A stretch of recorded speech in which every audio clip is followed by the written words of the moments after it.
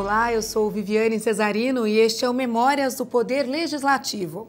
Aqui você já sabe, a gente gosta de remexer no fundo do baú, saber daquelas histórias guardadas a 7 chaves.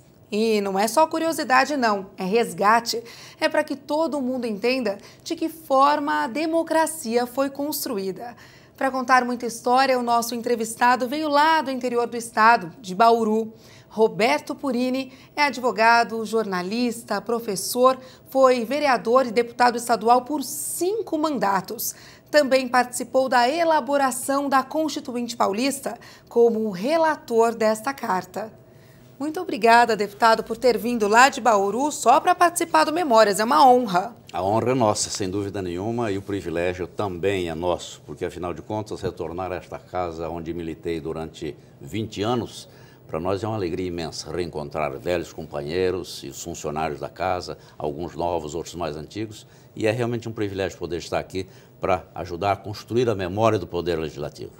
Construir a memória, e a gente quer que o senhor lembre bastante das histórias, porque é muito importante a gente mostrar como é que essa democracia foi construída, não foi do dia para a noite, né, deputado? Sem dúvida, não. Nós militamos na Assembleia desde 79 até 98, vivemos um período ainda sob a legislação de 64, né? Onde nós tivemos momentos difíceis para transpor, para passar por eles, mas, graças a Deus, chegamos lá.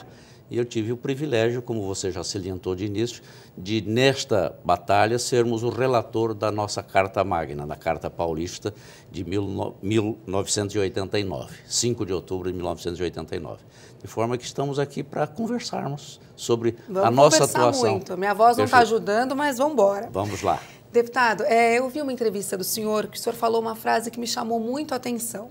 Eu vou continuar sendo o menino que acredita no homem. Eu queria saber como é que foi a infância desse deputado que continua acreditando no homem. Esta frase não é de infância, não é de meninice, é uma fase adulta. E eu a formulei para um governador de estado, que me havia feito uma promessa e não a cumpriu. E, de repente, eu tive que dizer a ele que eu havia aprendido com meu pai que valia o fio de barba. E naquela casa não valia o que se falava, o que se escrevia. Então, de repente, quando se falou em escrever, em dar por escrito, eu disse que tinha aprendido com meu pai que valia o fio de barba e perguntei a ele se ele conhecia um poema do Tiago de Mello com o título de Estatutos do Homem. Ele disse, não conheço. Por quê? Eu falei, parágrafo 2º do artigo 4º diz o seguinte, o homem confiará no homem como um menino confia em outro menino. Eu vou continuar sendo o menino que acredita no homem. Infelizmente, acreditei em vão. O senhor pode contar quem foi esse governador? Não, eu preferiria omitir nomes, porque acho até, porque disse a ele próprio, eu não lhe submeteria a esse constrangimento, quando me disse, dessa vez eu lhe dou por escrito. Eu disse, não adianta escrever, porque se o senhor quiser honrar amanhã, o senhor não honra. Quer dizer, fio de barba é palavra. Sem dúvida, aprendi com meu pai, um velho italiano que veio sozinho da Itália, com a minha mãe, que também era italiana. Papai se embrenhou pelo sertão, virou farmacêutico dos bons, casou-se, quando mamãe faleceu, não tinha 3 anos, casou-se com uma farmacêutica formada. Enfim, a gente teve uma infância que nos ensinou a poder dizer isso quando adulto. Que o pai do senhor foi pai e mãe, então? Foi pai e mãe. Eu diria que o papai foi pai e mãe. Eu me lembro dele sempre com muita saudade e com emoção, porque realmente foi pai e mãe. E deixou um dos ensinamentos mais importantes, então? Para que nós pudéssemos trilhar os caminhos do bem, da verdade e da justiça sempre. Mas é possível, deputado, quando se entra na política, seguir isso tão à risca? Pelo menos nós tentamos e acho que conseguimos. Apesar de termos sido chamados de inocentes, eu respondi, olha, não se confunda inocência com honestidade e propósito, né? Não se pode confundir o ser inocente com o ser honesto, com aquele que quer seguir os caminhos da verdade, a verdade acima de tudo.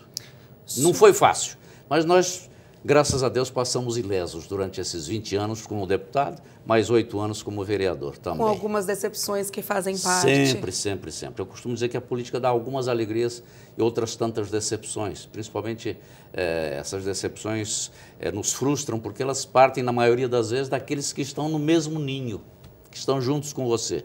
Quando você conhece o adversário, eu sempre digo adversário, nunca digo inimigo, porque se tem inimigos na política, Eu não os fiz, eles estão por aí, são inimigos gratuitos. Eu sempre tratei as pessoas com muito respeito para poder merecer o respeito também das pessoas. Mas foram 20 anos como deputado, mais 8 como vereador e ileso, graças a Deus. Como é que esse menino entrou na política? Como é que o senhor tomou gosto pela coisa? Esse menino, o senhor é jornalista também? Esse menino era funcionário de uma emissora em Bauru, da emissora Terra Branca, e tinha o dono da emissora, o proprietário, o senhor Horácio Alves Cunha, que foi vereador, foi vice-prefeito e por um período ele tomou o poder, ele tomou em termos, né, assumiu o poder executivo numa vacância do então prefeito. E ele é que me lançou na política. Eu saí pelo PTB ainda ao tempo do pluripartidarismo. O senhor trabalhava no rádio? No rádio. É verdade que o senhor chegou a gravar um disco? Gravei um disco de poesias, Devaneio, o programa das 6 horas da tarde. E faço há 57 anos, precisamente, completados agora em 12 de junho, um programa que hoje apresento na televisão com o nome de Reflexões, 6 da manhã e 6 da tarde, durante 10 minutos cada um. E Reflexões, o diário, né, de segunda a domingo, todos os dias da semana, e gravei o programa de poesias que é o Devaneio. Ele se iniciava assim: para você que ama, para você que sonha e para aqueles que ainda acreditam. E eu continuo acreditando. Eu no também. Romantismo, principalmente. Desses homens de antigamente que devem estar por algum lugar aí, né, deputado? Eu não sei onde, mas... Ainda existem. Ainda existem, ainda existem. Então, por meio pelas mãos do Horácio... Horácio, fui ele candidato... incentivou. Exato, incentivou. Eu saí, eu lecionava, eu trabalhava das 7 da manhã à meia-noite. Eu fazia algumas horas de rádio, trabalhava já na televisão, que se iniciava em Bauru, lecionava em 3, 4 escolas e sem automóvel. Então, era uma correria doida. A vida era uma loucura. Uma loucura, sem dúvida nenhuma.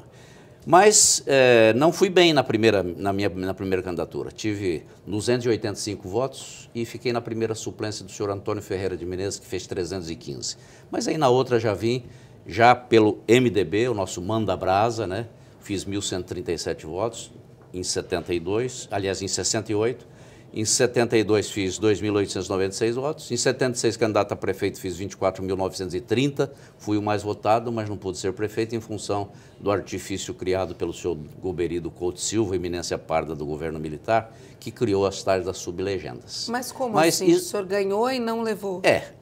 Criaram a história das sublegendas. Então eram 3 candidatos, eram 3 sublegenda A, B e C de um lado e eram só 2 partidos, era Arena e MDB. E eu fiz 24.930 votos, mas os meus companheiros não puxaram nada. Um fez 1.000 e pouco, outro fez 700 e pouco. Compensação do lado de lá, um fez 20.400 e pouco, outro fez 9.000, enfim. Juntaram 3 lá para bater num de cá. Apesar de ser o mais votado, não fui o prefeito, mas tivemos o privilégio e a alegria de ter alguém que militou nesta casa também, que é o deputado Oswaldo Sberg, que fez uma administração de 6 anos com muito brilho, com muita galhardia, com muito trabalho. Aliás, o slogan dele era trabalho, trabalho, trabalho. E parabenizo o companheiro Oswaldo Sberg pelo trabalho que fez pela nossa cidade. Mas, deputado, quantos anos o senhor tinha nessa época que o senhor poderia ter sido o prefeito de Bauru? Eu tinha exatamente 39 anos. O senhor seria um prefeito muito novo. Muito novo e tinha tudo para oferecer a Bauru o meu trabalho, como acabei oferecendo durante 20 anos como deputado. E como deputado, modéstia à parte, eu acho que eu fiz bastante. Talvez em 20 anos, né, e não em 4 ou 6, talvez tivesse feito muito do que alguns que fizeram em 4 e que não poderiam ter feito em 20, como eu fiz aqui durante a minha permanência. Graças a Deus, que sempre esteve junto conosco nas nossas lutas.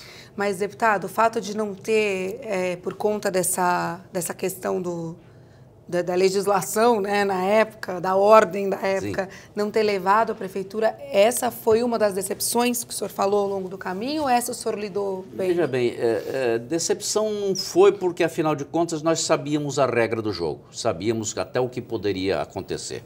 Tínhamos as pesquisas que demonstravam isso, mas eu fiquei, depois de uma semana, uma tristeza que se assemelhou quando eu perdi o papai. Depois de uma semana, eu chorava muito. E a minha esposa me perguntava. Eu dizia, saudade, saudade do meu pai, porque foi pai e mãe realmente. Então, era a regra do jogo. Aí veio 78, 2 anos após, aquilo tinha ficado engasgado, né? Eu imagino. E então me elegi, daí com o trabalho me elegi, além dessa primeira, mais 4 vezes. Durante 20 anos estivemos nesta casa. E como é que foi a chegada aqui na Assembleia? A chegada O senhor lembra do primeiro dia, da primeira impressão? Me lembro. Eu chorava muito. Eu pedi ao Edivaldo, que era o meu motorista, para dar umas voltas. Onde é que o senhor quer? Anda um pouco aí que eu preciso... Porque a gente chega com todo... E o Poder Legislativo, a gente sabe, muito embora a nossa Constituição de 89 tenha restituído algumas das prerrogativas que tinham sido tiradas do Poder Legislativo através do poder da força, né? E o Edivaldo andava e eu chorava porque eu tinha vontade de fazer muita coisa e não podia. Era presidente da Comissão de Educação e a gente sabe que... O senhor já foi presidente assim no primeiro mandato? No Como primeiro é que foi? mandato, presidente da Comissão de Educação. Nesse momento, eu fui de avião para Bauru, porque eu queria chegar lá e dizer, olha, eu sou presidente da Comissão de Educação, achei que vamos ia mudar tudo, revolucionar o mundo. E, na realidade, não é bem assim, né? A gente sabe. Mas cumpri o meu mandato. Nós tínhamos a instituição da Semana da Educação, que a então deputada Teodosina Ribeiro havia instituído. Entrevistamos a Teodosina aqui. Companheira de um pulso firme e que também merece todo o nosso amor. A Teodosina é uma criatura espetacular, de uma educação finíssima. E nós fazíamos a comemoração da Semana da Educação. Instituímos já no governo Montoro, que eu comecei com Maluf, aí Montoro, aí Quércia, Fleury e Covas. E no governo Montoro eu atuei muito, porque como professor que eu era da rede estadual, elaboramos o novo Estatuto do Magistério, com as reivindicações todas das entidades representativas do magistério, ao tempo ainda do secretário Paulo Renato Costa e Souza, que acabou sendo ministro também depois. Enfim, nós atuamos muito na área da educação. Mas quais barreiras que o senhor encontrou, por exemplo, essas que impediram o senhor de revolucionar o mundo como o senhor queria? A própria legislação, porque o poder legislativo... Fazer leis, o apresentar projetos e aprovar. Exatamente. Eu me lembro que meu primeiro projeto foi o do aeroporto, de Bauru. E nós vamos chegar nessa parte. Aliás, não foi nem projeto, aí foi indicação ao governador para que estudasse a possibilidade de fazê-lo e tal. Muito bem. E o segundo foi criando a RADESP, a Rádio do Poder Legislativo. Olha que eu achava da maior importância que o poder pudesse ter um órgão que pudesse estar divulgando o trabalho dos deputados, que normalmente fica restrito ao Diário Oficial, que muito pouca gente lê. Transparência. Transparência, é evidente. Então, quer dizer, isso resultava em despesas, e não era possível. Fiz uma emenda para os excepcionais, para as APAES, instituindo um percentual, também não podia, porque... Então, o poder legislativo não é bem legislativo, é mais um poder fiscalizador, né? Que acompanha o executivo e promove a fiscalização, enfim, e cuja Constituição de 89 ampliou também este tipo de trabalho do deputado, que antes não podia convocar um secretário, um presidente de uma estatal, e hoje pode. Antes era mais limitado. Mais limitado. Enfim, não havia... Era um poder que de poder só tinha um nome, né? Mas aí como é que o senhor equilibrava? Por exemplo, o senhor é de Bauru, mas um monte de cidadezinha ali em volta, representando uma região importante do estado e os prefeitos pedindo, né? Os prefeitos demandando. Eu imagino, população também com um monte de necessidade e aí o poder limitado. Como é que o senhor equilibrava isso? Eu exerci, nesses meus 20 anos, o voto distrital. Eu, particularmente. Eu não ia além de 80 quilômetros de Bauru. Eu atendia aquelas cidades e atendia realmente. Tanto que, de repente, eu fui convidado para ser secretário da promoção e do trabalho, que era uma comissão juntas, né? Era uma comissão dupla. E eu não aceitei. E o governador, mas ninguém rejeita um convite para ser secretário. Qual governador? Antônio Luiz Fleury. Fleury. Luiz Antônio Fleury Filho. Mas ninguém recusa um convite por indo para ser secretário de Estado. Eu falei, não tome como recusa, governador, tome como não aceitação. Mas eu tenho um compromisso com cidades que não vão além de 80 quilômetros de Bauru e eu tenho que atender essa cidade. Mas como secretário você vai atender mais de 500, eram 535 municípios à época. Hoje são mais de 600, né? E eu falei, governador, aí eu não vou atender nenhum. Esses eu sei que eu atendo efetivamente. E se eu estive aqui durante 20 anos foi porque eu atendi realmente de forma efetiva, com muito trabalho, a esses municípios da minha região. Tá bom, deputado. Vamos falar um pouquinho mais, então, desse trabalho. Eu fico muito curiosa para saber quais eram as necessidades desses municípios quando o senhor chegou aqui. Vamos falar disso no próximo bloco? Perfeitamente. Intervalinho rápido, Memórias volta já, não sai daí.